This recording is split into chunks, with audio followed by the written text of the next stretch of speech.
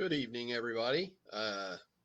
Welcome. I guess this is my weekly Thursday update, except it hasn't been weekly. I've missed the last 2 weeks. I apologize for that. Paige and I were having some internet issues at the house, and hopefully we've got those pretty much worked out. Um, I am going to, because I've been off for a couple of weeks, I am going to kind of remind everybody I am Stephen Crum, running for the State House of Representatives here in Kansas for District 98. I held that seat in the years of 2017, 2018, and I'm trying to get that seat back. You can find more out about me on crumforkansas.com, right here on this Facebook page where you're watching. I'm also on Twitter and Instagram.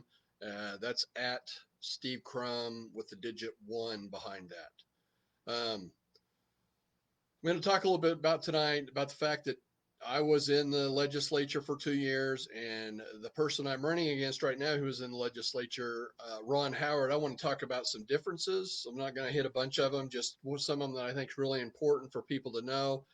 First off, every single time Ron Howard has had an opportunity to vote for Medicaid expansion, he has voted no. Um, I'm not sure how many different amendments came up this year and stuff. I just know that he voted no every single time. When I was in the legislature, I voted yes every single time Medicaid expansion came up. And not only that, one time I carried it as an amendment at the well. I went up and made an amendment to another bill to add Medicaid expansion to it. So that is one huge difference right there. I did want to kind of talk about, uh, District 98's got a lot of union members, a lot of people from Spirit, a lot of teachers, uh, construction workers that belong to unions. And over the past 2 years, Mr. Howard has an 11% voting record with unions.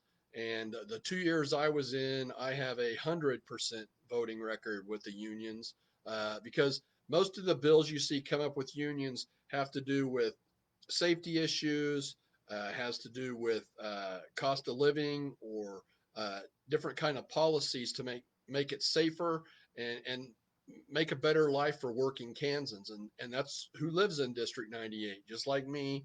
And I want to make sure that they're being taken care of. Um, that's, I think, the biggest difference between Mr. Howard and I is that we're going to go down there and I'm going to fight for the individual person and the families living in District 98. Mr. Howard tends to vote however the Kansas Chamber tells him to vote, who is also one of his biggest donors. If you take a look at my financial statement, the last one in his financial statement, I have over 80 donors, and only 2 or 3 of those donations are from PACs. You'll see he only has about 20 donors.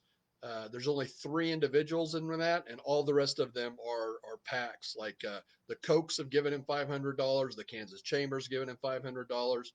Um, so I think you can kind of see maybe who each is geared toward representing, and I really want to represent the people in District 98. I think that's important for people to know.